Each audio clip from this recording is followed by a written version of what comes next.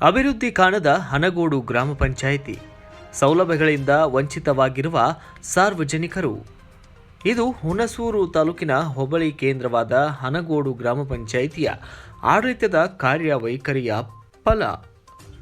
ಆರಂಭವಾಗದ ಸಂತೆ, ತೆರಿಗೆ ಬಾಕಿ, ನದಿಗೆ ಸೇರುತ್ತಿರುವ ಕೋಳಿ ತ್ಯಾಜ್ಯ ನಿರ್ವಹಣೆಯಲ್ಲಿ ನಿರ್ಲಕ್ಷ್ಯ, ಸಮರ್ಪಕವಲ್ಲದ ಮಳೆ ನೀರಿನ ಚರಂಡಿಗಳು, ಸಾರ್ವಜನಿಕ ಶೌಚಾಲಯದ ಕೊರತೆ, ಈ ಖಾತಾ ನೀಡುವಲ್ಲಿ ವಿಳಂಬ, ದುರಸ್ತಿಯಾಗದ ರಸ್ತೆ ಸೇರಿದಂತೆ ಶಾಲೆಯ ಮುಂಭಾಗವೇ ಕೊಳೆತು ನಾರುತ್ತಿರುವ ಚರಂಡಿ, ಹೀಗೆ ಹಲವಾರು ಸಮಸ್ಯೆಗಳಿಂದ ಕೂಡಿರುವ ಗ್ರಾಮ ಪಂಚಾಯಿತಿಯ ಆಡಳಿತ ಕಾರ್ಯವೈಖರಿಗೆ ಜನತೆ ಈಗ ಆಕ್ರೋಶವನ್ನು ವ್ಯಕ್ತಪಡಿಸುತ್ತಿದ್ದಾರೆ.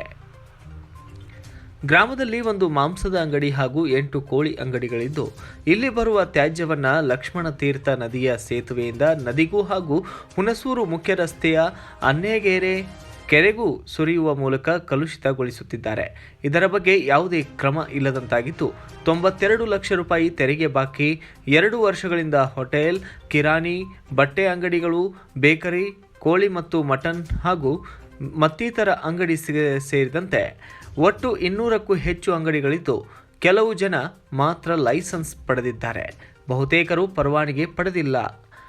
1000ಕ್ಕೂ ಹೆಚ್ಚು ಮನೆಗಳಿರುವ ಇಲ್ಲಿ ವಾರಕ್ಕೆ2 ಬಾರಿ ಮಾತ್ರ ಮನೆ ಕಸ ಸಂಗ್ರಹಣೆ ನಡೆಯುತ್ತಿದ್ದು, ಕಸ ಸರಿಯಾಗಿ ವಿಲೇವಾರಿಯಾಗುತ್ತಿಲ್ಲ, ಘನತ್ಯಾಜ್ಯ ನಿರ್ವಹಣೆ ಕೂಡ ವ್ಯವಸ್ಥಿತವಾಗಿ ಆಗುತ್ತಿಲ್ಲ ಎನ್ನುತ್ತಾರೆ ಇಲ್ಲಿನ ಗ್ರಾಮಸ್ಥರು. Bureau report, Ramesh, Kannada Janashree news, Hunsur.